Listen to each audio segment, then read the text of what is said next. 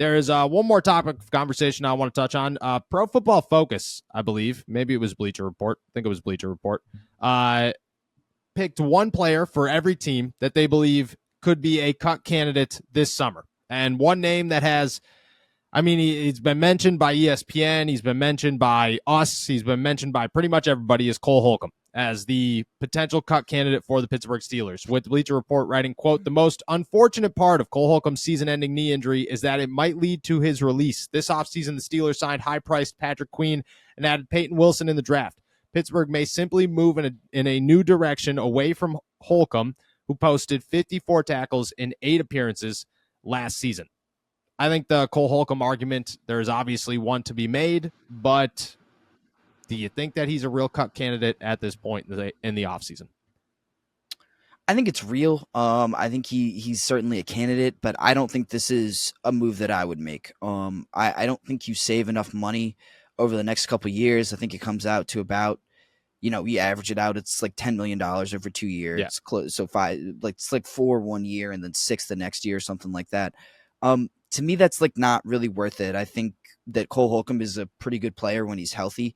And we've seen what happens when the Steelers get thin at linebacker, like what happened last year. I think keeping a guy like him as insurance, a veteran, a guy who has played and performed in this system, I think is really, really valuable. So I wouldn't give up on Cole Holcomb like this, especially because it's just really, you're not saving that much money in the grand scheme of things. And, like, what are you going to use that $4 million on, or that $4 million this year and $6 million next year? What are you going to use that on?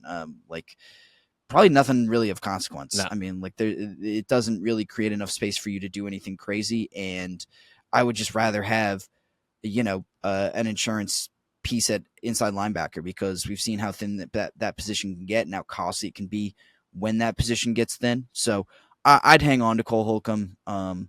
I don't really think that. I think he's certainly a candidate, and like you said, there's an argument to be had, but I don't think it's a move that I would make. No, I agree with you. I think that you've learned your lesson last year as the Pittsburgh Steelers to have an abundance of players at every position, especially ones that get hurt.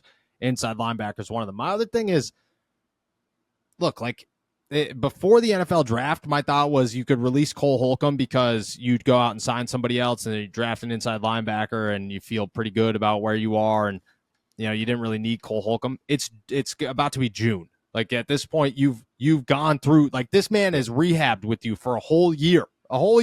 He's in the locker room. He's in team meetings. Like, he's around. What? I don't get you would have moved on from him already. That's my thing. This would have happened 2 months ago instead of in June. After you wouldn't wait until he's back on the field and then be like, "All right, pal, you're cut. See you." Yeah, like, that's just not how those things work. If you were going to cut him, you were going to cut him earlier.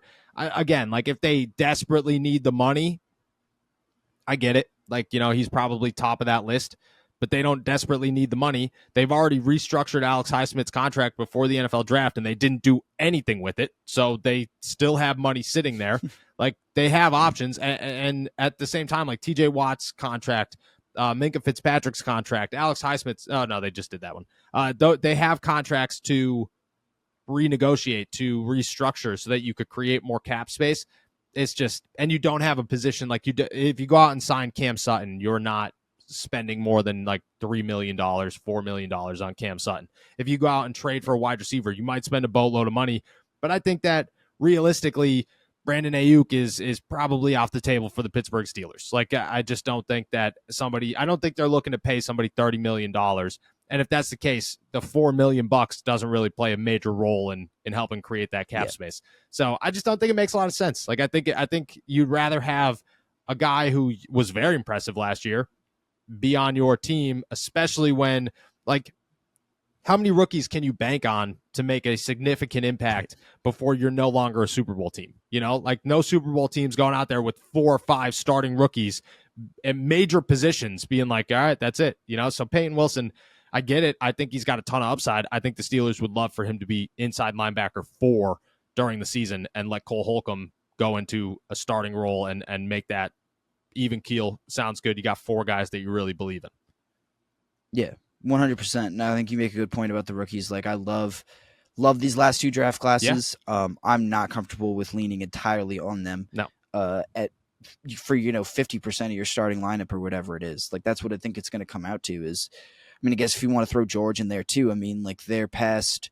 Like you'll have at least, if you can include Jalen, there's 1, 2, 3, 4, 5. Like I don't know, there's at least 10 rookies, or there's like 10 guys who are But in their third year at max that would be starting starting on this team. yeah, Which it's and for so many of those guys to be rookies is a little yeah, concerning. you don't. No teams can. You know what I mean? Veteran play helps, and especially like that. Cole Holcomb is like prime, 28 years old.